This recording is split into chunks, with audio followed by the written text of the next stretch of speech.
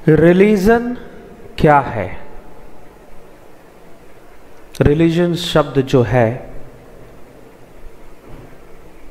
वो रेलिगियर वर्ड से डिराइव हुआ है। ग्रीक लैटिन लैंग्वेज के, ग्रीक भाषा के रेलिगियर वर्ड से उसको डिराइव किया गया है। तो जिज्ञासुओं, आज हम इसी विषय पर चर्चा करेंगे। रिलीजन, मजहब और ये धर्म, ये क्या है? ये सब एक ही विषय को परिभाषित करते हैं या अलग अलग विषय को परिभाषित करते हैं? आज इस पर चर्चा होगी। तो रिलीजन शब्द जो है वो रेलिगियर से डिराइव हुआ, और रेलिगियर का अर्थ होता है फिर से जुड़ना। रेलिगियर अर्थात बाइंडिंग फोर्स, लेकिन री लग जाने के कारण दोबारा जुड़ने की प्रक्रिया। जो दोबारा जुड़ना है वही रिलीजन है।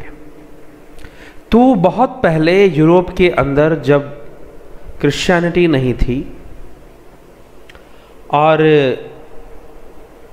ज्यूज भी नहीं हुआ करते थे, जुडाइज्म भी नहीं था, तब क्या था कि लोग देवी देवताओं को मानते थे। नेचुरल पावर्स को वो अपने देवी देवता कहते थे। कुछ इस तरह की विचारधारा वहाँ पर थी। और वो अपने मृत शरीरों का, कोई किसी की मृत्यु हो गई तो उसमें मृत शरीर का वो अंतिम संस्कार, दाह संस्कार करते थे, अग्नि संस्कार करते थे, दफनाते नहीं थे। तो इस तरह की प्रक्रिया, इस तरह का प्रचलन उस समय वहाँ पर था। तो अब समय बदला, क्रिश्चियनिटी आया। तो वैसे रिलीजन का कॉन्सेप्ट बहुत पुराना है, वो उसी समय से है। तो कुछ लोग अपनी निजी परिभाषा देते हुए कह देते हैं कि भाई आत्मा परमात्मा का जुड़ना रिलीजन है, तो वो उनकी निजी परिभाषा है। लेकिन रिलीजन का जो अर्थ है कि लोगों को जोड़ना, एक खास बिलीफ सिस्टम से लोगों को जोड़ना। इसलिए क्रिश्चियनिटी के अंदर प्रचार करने की बहुत ज़्यादा एक एम्बिशंस थी। क्रिश्चियन जो विद्वान हुए वो प्रचार में बहुत ज़्यादा बिलीव करते थे कि हमें स्प्रेड करना है अपने रिलीजन को, सारी दुनिया को जोड़ना है। तो ये जोड़ने की प्रक्रिया, ये जोड़ने की जो प्रक्रिया है, यह रिलीजन है कि आप लोगों को जोड़िए, एक बॉन्डिंग करिए, और आप जुड़िए, आप जीसस क्राइस्ट से जुड़िए, आप क्रिश्चियनिटी से जुड़िए, आप ईसाई मत से जुड़िए। फिर ईसाई मत के भी कई डिवीज़न हुए, प्रोटेस्टेंट, कैथोलिक, और उसमें भी कई डिविजन्स हुए, कई पार्ट्स हुए। अगर आप उनके इतिहास को पढ़ेंगे तो बहुत लंबी लिस्ट है।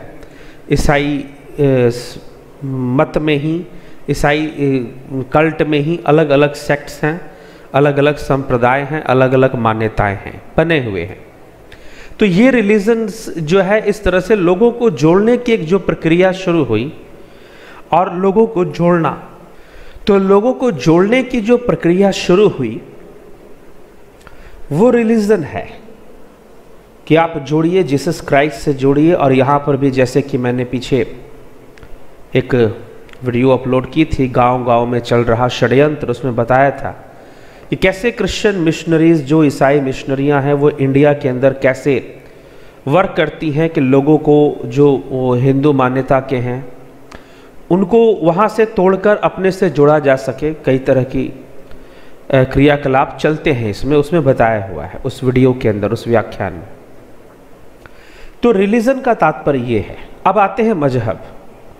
तो मजहब भी इस्लाम का जब उद्भव हुआ तो 150 वर्षों के अंदर कई कबीले जो थे रेगिस्तान में, थार मरुस्थल में, और फिर धीरे धीरे वो बढ़ता गया, एक जिहाद का रूप लेकर जो है युद्ध वहाँ से एक शुरू होता गया, और वो लोग बढ़ते गए, जोड़ते गए लोगों को। तो मजहब एक सेक्ट, मजहब का तो अर्थ ही पूरी तरह से होता है संप्रदाय, एक सेक्ट।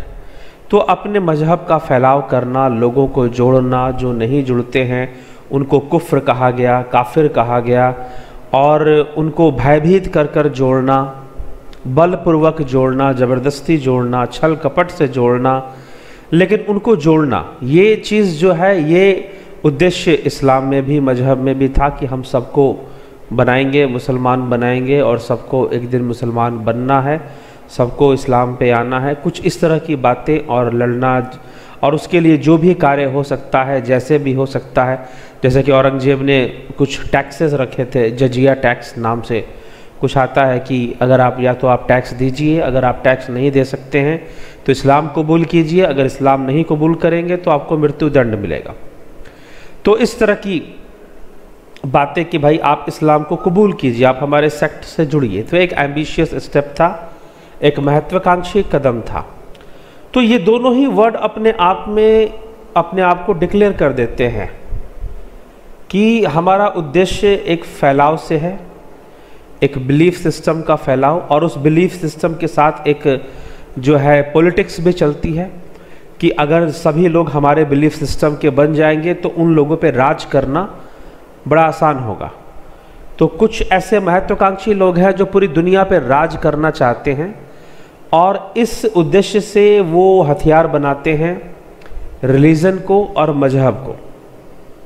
ठीक है, सच्चाई क्या है कि वो अगर आप समझना चाहते हैं तो कभी आप ईरान और इराक का जो वार हुआ था 10 वर्षों तक लगातार, ये दो देश आपस में लड़ते रहे। ज़्यादा पुरानी घटना नहीं है, लगभग 70 के दशक की घटना है, ये 70-80 के दशक की। तो ये दो देश आपस में लड़ते रहे। आप जानते हैं लड़ाई क्यों शुरू हुई, कारण क्या था, क्यों शुरू हुई? शुरू तो हुई ऑयल को लेकर, ऑयल रिजर्व को लेकर। कारण ये था, सरकारों का आपस में द्वंद्व था, ईरान और इराक के सरकारों का, तो वो ऑयल रिजर्व को लेकर था। लेकिन जब उन्होंने पब्लिक को ऑयल के बारे में नहीं बताया, उन्होंने शिया और सुन्नी का नाम लिया। पब्लिक को ज़्यादा, क्योंकि पब्लिक वो जानते थे कि तेल का नाम लेने से लोग इकट्ठे नहीं होंगे, लेकिन हम इस्लाम का नाम लेंगे, शिया सुन्नी का नाम लेंगे तो लाखों की संख्या में लोग बड़ी तेज़ी से फौज में भर्ती होंगे और लड़ने के लिए तैयार हो जाएंगे। तो 10 वर्षों तक ये लड़ते रहे शिया सुन्नी के नाम पर, नतीजा कुछ भी नहीं निकला आज तक, इतिहास गवाह है। तो अपने सेक्ट को यूज़ कर कर, तो वही चीज़ है, कुछ ऐसे लोग हैं जो इस्लाम के नाम पर पूरी दुनिया पर राज करना चाहते हैं। इसलिए वो चाहते हैं कि दुनिया का एक एक व्यक्ति जो है वो मुसलमान बन जाए। वही हाल कम्युनिस्टों की है, वो पूरी कम्युनिज्म के ऊपर, वो पूंजीवाद को ख़त्म करना चाहते हैं लेकिन खुद पूंजीपति बनकर बैठ जाते हैं। जितने भी जहाँ पर भी कम्युनिस्ट मूवमेंट हुआ वहाँ यही हुआ। तो ये खैर अलग विषय है, ये हमारे आज का विषय नहीं है, लेकिन हम जरूर भविष्य में इस पर भी आएंगे। कुछ लोग जानते हैं कि धर्म और जो साम्यवाद है, समाजवाद है या कम्युनलिज्म है, उसमें क्या रिलेशन, कैसे इतिहास बना है, रहा है, उसको वो जानना चाहते हैं। तो आगे के वीडियोस में आपको मिल सकते हैं। अब हम आते हैं धर्म। धर्म क्या है? धर्म संस्कृत भाषा के धृधातु से बना है, जिसका अर्थ है धारण करना। एक है, इसके भी दो परिवेश हैं, 2 एस्पेक्ट्स हैं। जैसे किसी व्यक्ति ने विवाह किया तो उसने एक अपनी पत्नी को धारण किया तो वो उसकी हो गई धर्म पत्नी। और एक है कि वो सनातन ईश्वर जिसने सबको पहले से ही धारण कर रखा है, जिसमें सब कुछ है, जहाँ पर ब्रह्म की परिभाषा आती है, ईशावास्यमिदं सर्वम यत् किंचित जगत्याम जगत, वह सर्वव्यापी है, कण कण में व्याप्त है। ईशावास्योपनिषद का जो प्रथम श्लोक है वो क्या कहता है? वो सनातन धर्म को परिभाषित करता है, सनातन जीवन शैली को परिभाषित करता है। तो धर्म जो है वो बहुत ही विस्तृत है। धर्म जो है वो सनातन शक्ति की बात करता है जिसने सबको धारण कर रखा है, अर्थात वो सब जगह सर्वव्यापी है, उसको सर्वव्यापी होना नहीं है। इस्लाम के लिए अभी सर्वव्यापी होना बाकी है, लेकिन यहाँ पर सनातन की परिभाषा के अनुसार वो ऑलरेडी सर्वव्यापी है, वो हर जगह फैला हुआ है, वो कण कण में व्याप्त है। कोई ऐसी वस्तु नहीं है जो जहाँ पर वो व्याप्त नहीं है। ये मान्यता हर जगह नहीं है, यह मान्यता इस्लाम में नहीं है, यह मान्यता क्रिश्चियनिटी में नहीं है। तो उसने सबको धारण कर रखा है, इसलिए वो सनातन धर्म है, क्योंकि वो सनातन है। वो सृष्टि के आरंभ में भी वैसा था, आज भी वैसा है। सृष्टि अपने विनाश को प्राप्त होगी, प्रलय को प्राप्त होगी तो भी वैसा रहेगा। उसमें कभी कोई परिवर्तन आने वाला नहीं है। वो अपरिवर्तनशील है। संपूर्ण प्रकृति परिवर्तनशील है, लेकिन वह स्वयं अपरिवर्तनशील है। उसमें कभी कोई परिवर्तन नहीं आता। वो ब्रह्म है, वो सनातन है, इसलिए वो सनातन धर्म है, इसलिए वह सनातन धर्म है। तो सनातन धर्म का तात्पर्य धारण करने से उस परमात्मा जिसने सबको धारण कर रखा है और जो हम धारण कर लिया करते हैं। तो ईश्वर को कहीं हमें जुड़ना नहीं, हम ईश्वर से जुड़े हुए हैं। इसलिए यहां पर ज्ञान का महत्व है कि हम ईश्वर से जुड़े हैं, हमें ये ज्ञान होना चाहिए। हमें वो ज्ञान नहीं है। हमें ज्ञान नश्वर माया का है, लेकिन उस ईश्वर का नहीं है जिससे कि हम पहले से ही जुड़े हुए हैं। वो ज्ञान हमें होना चाहिए। यक्ष प्रश्न था महाभारत में युधिष्ठिर से, कह पंथा। तो युधिष्ठिर ने उत्तर देते हुए कहा, तर्को प्रतिष्ठा श्रूयतो विभिन्ना नेको ऋष्यस्य वचः प्रमाणम धर्मस्य तत्वम निहितम गुह्याम महायनो येन गतः सह पंथा। तर्कों से परे अनेकों ऋषियों के वचन प्रमाण हैं। धर्मस्य तत्वम, जो धर्म का तत्व है, निहितम गुह्याम, वो हमारे हृदय गुहा के भीतर है। वो हमारे हृदय गुहा के भीतर है, हम उसे भीतर जाकर जान सकते हैं। तो धर्म ये नहीं कहता कि तुम बाहर दौड़ो, धर्म कहता है तुम भीतर दौड़ो, तुम स्वयं को जानो। स्वयं से ही स्वयंभू है और स्वयं में ही स्वयंभू है, वो अलग नहीं है। ईश्वर तो प्राप्त है हमें, लेकिन हम उसकी प्राप्ति को जानते नहीं हैं, तो हमें जानना है।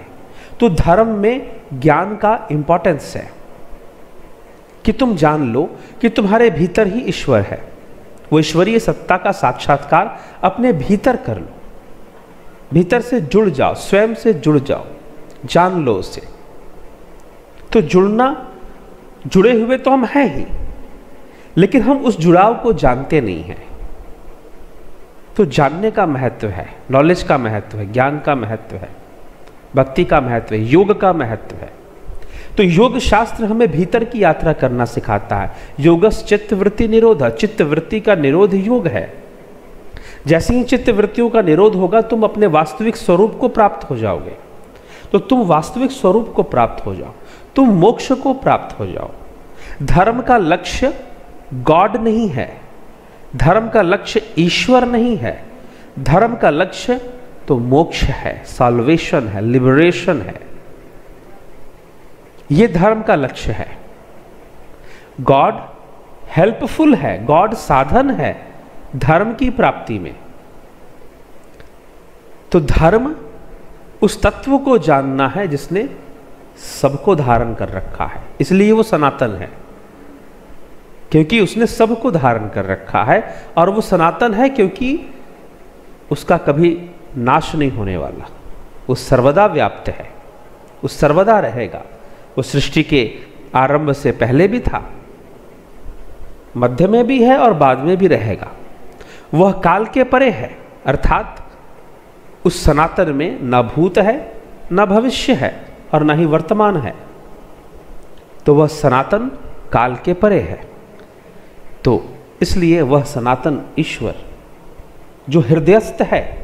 श्री कृष्ण ने अर्जुन से कहा कि ज्योति शाम अपि तज्ज्योति तमसा परमुच्यते ज्ञानम ज्ञेयम ज्ञान गम्यम हृदय सर्वस्व विष्टतम। अर्जुन, मैं ज्योतियों का परम ज्योति, ज्ञान से जाना जाता हूं, ज्ञान से अनुभव गम्य होता हूं। अनुभव गम्य, किताबों से पढ़ लिख कर नहीं, अपने घट के भीतर अंतर्मुखी होकर उतर जाना और अनुभव करना, अनुभव के द्वारा जानना।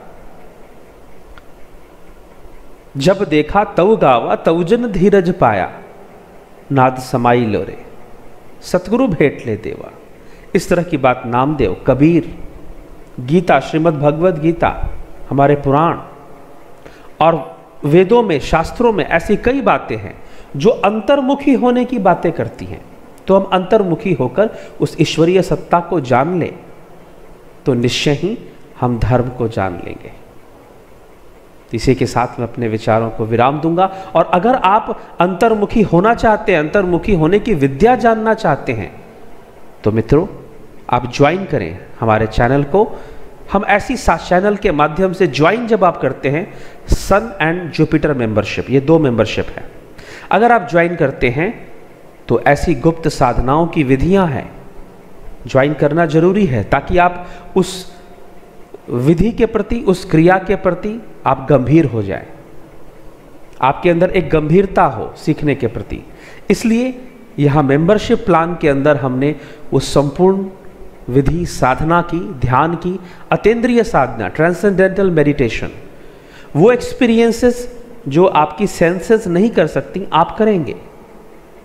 ध्यान में, साधना में जानने की जरूरत है, जानोगे तो आप अनुभूति करेंगे, तो वो वहाँ पर सिखाया जाता है। ऑनलाइन मेडिटेशन कोर्स है, आप ज्वाइन करें और उसका लाभ उठाएं और अपने भीतर बैठे धर्म को जानें। धन्यवाद। कोई और क्यूरी हो आप कमेंट में पूछ सकते हैं, या हमारे नंबर भी दिया होता है, फ़ोन नंबर, आप उस पर व्हाट्सअप कर भी अपने प्रश्नों को पूछ सकते हैं। धन्यवाद। दिव्य सृजन के इस चैनल पर भारतीय दर्शन शास्त्र, योग, अध्यात्म और आयुर्वेद जैसे मानव कल्याणकारी विषयों पर चर्चा होती है। अतः इस चैनल को सब्सक्राइब, शेयर और लाइक करके इसे आगे बढ़ाने में सहयोग करें। बेल आइकन टच करके हमारे आगे आने वाली वीडियो की जानकारी नोटिफिकेशंस में प्राप्त करें और कमेंट करके आप इन विषयों पर अपने प्रश्न भी पूछ सकते हैं। धन्यवाद।